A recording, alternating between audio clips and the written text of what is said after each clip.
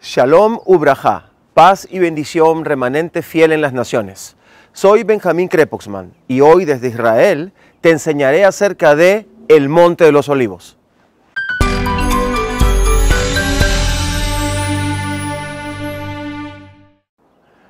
El Monte de los Olivos, o Har HaZeitim en hebreo, Har, monte, Zeitim, olivas, es un monte bastante largo que podría llegar a tener incluso 3 kilómetros al unirse con el monte Scopus. Un monte que visita o divisa directamente el monte Moriah o monte Sión, donde está el templo o la explanada del templo. El Monte de los Olivos es un lugar donde han sucedido muchos eventos históricos, pero el día de hoy lo puedes visitar con toda libertad, aunque es un barrio completamente árabe-palestino. Un lugar extremadamente visitado por todos los diversos grupos religiosos, no solamente por los cristianos, evangélicos, católicos, sino mucho también por los judíos y los musulmanes. Este lugar tiene que ver con lo que va a desencadenar en los últimos tiempos. Por ejemplo, los musulmanes creen que desde el Monte de los Olivos hacia el Monte del Templo, donde está ahora la mezquita, el tercer lugar más sagrado para ellos, habrá un puente de piedra por donde la gente caminará y según el juicio que Alá, o sea, el Dios de ellos, haga sobre estas personas, caerán en el Valle del Kidrón.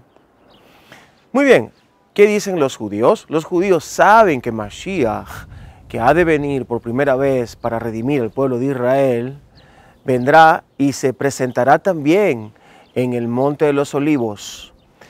Y habrá un momento donde después de una gran guerra, habrá un mover tremendo para la construcción del templo y habrá la resurrección de los muertos. Entonces, eso será desde el Monte de los Olivos también, según Zacarías 13. Y según el mismo Zacarías 13, los cristianos entendemos que volverá Yeshua. Los creyentes en Yeshua entendemos que así como Él se elevó desde un lugar cerca de Betania, Betania está un poquito más atrás, casi en las laderas de la parte oriental del Monte de los Olivos, en un lugar el Mashiach fue elevado diciendo que iba a volver.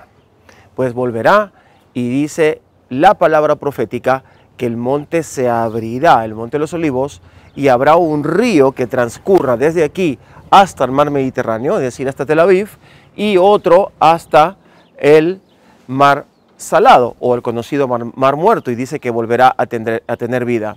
Al lado del Monte de los Olivos transcurre el Valle del Cedrón, o el Valle del Kidrón. Este valle tenía un torrente invernal que efectivamente, después de recorrer más de 30 kilómetros, desembocaba justamente en el Mar Muerto. La ciudad de Jerusalén que tengo detrás de mí, la cual puedes dominar completamente desde esta vista, está aproximadamente a 800 metros sobre el nivel del mar. El Monte de los Olivos está sobre los 1000 metros, así que es un lugar magnífico para apreciar tanto la ciudad moderna, los montes que rodean Jerusalén y el monte del templo, el monte Sión. Hay algo interesante que decir con respecto al Monte de los Olivos. El Monte de los Olivos hoy por hoy es considerado santo, igual que el monte del templo para los hebreos, ya que en su momento aquí se sacrificó y se adoró a Elohim cuando fue expulsado el pueblo de Israel del monte Moriah. Así que este es un monte que también es considerado sagrado y santo, de tal manera que en su momento el pueblo de Israel peregrinaba sin poder entrar a la ciudad antigua, pues venir al Monte de los Olivos. Si retrocedemos en la historia y miramos hacia la Biblia, encontraremos un evento espectacular sobre David, el rey David. El rey David en Segunda de Crónicas dice que no pudo más con respecto a la traición de su hijo Absalom y subió con la cabeza cubierto de ceniza y enlutado para buscar a Elohim y llorar por ese dolor. Cuando llegó aquí a la cúspide del monte fue donde recibió fortaleza de Elohim para poder continuar viviendo a pesar de ese dolor por causa de su hijo. No solamente el rey David vino para esto, las crónicas nos cuentan que él subía aquí también cuando quería buscar a Elohim de manera personal. La ciudad de David estaría a mi extremo derecho, donde termina la ciudad antigua o el monte Moría. Pero, ¿qué podemos aprender hoy para nuestra vida espiritual? ¿De qué manera Sion, en este lugar, nos puede hablar a nuestras vidas? Pues nada más y nada menos que hablando acerca de Mashiach Yeshua. Mashiach Yeshua, también igual que David, subió el Valle del Kidrón para entrar a este tremendo monte de los Olivos, donde ya ellos acostumbraban reunirse y donde incluso los discípulos se siguieron reuniendo después de la muerte, resurrección y ascensión de Yeshua. Pues justamente en el primer día de la gran fiesta de Pesaj, después de haber tenido una cena y Yeshua haber hablado acerca de lo que iba a pasar con su muerte y que lo iban a entregar, dice que salió del lugar, que sería exactamente donde está el pináculo del templo, y estaba el lugar alto, con unas tejas rojas construidas hacia lo largo, donde se reunían los maestros con sus discípulos para hacer las cenas. Él bajó de ese lugar y dice la palabra en el Evangelio de Mateo, que él cruzó el valle con una angustia de muerte y con su alma consumida. Cuando llegó a este lugar, pidió que oraran por él 3 horas. Primero una, segundo otra, luego otra, y durante 3 horas pidió al Señor que le haga pasar a su Padre, le haga pasar este cáliz, ese dolor de morir en la cruz, de ser expuesto a esta muerte terrible y luego morir haciéndose pecado e ir al infierno por cada uno de nosotros. Lo pidió una y otra vez, mas la respuesta fue no, necesito que tú cumplas ese cometido. De tal manera que aquí en este lugar de los Olivos, en un huerto llamado Getsemani, que quiere decir la prensa del olivo en arameo, en ese lugar Yeshua experimentó como hombre todo el crujir de su alma y fue exprimido emocionalmente, psíquicamente, porque no aguantó más al punto que transpiró sangre y lloró. El libro de Hebreos, mañana más tarde, Rav Shaul explica y dice que fue oído en su llanto y su clamor reverente para ser librado de esa oscuridad y de esas profundidades del infierno. Y fue escuchado, aún siendo hijo, fue llevado a experimentar esa obediencia y ese dolor para poder entonces redimir el mundo. Cuando miramos hacia atrás y nos damos cuenta que está la explanada del templo, sabemos que ahí estaba el templo y el lugar santísimo.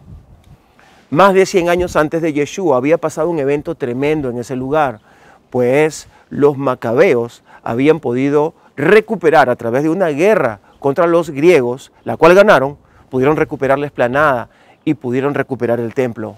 Y entonces cuando entraron a ese lugar santo, donde estaba la menorá, había aceite solo para un día.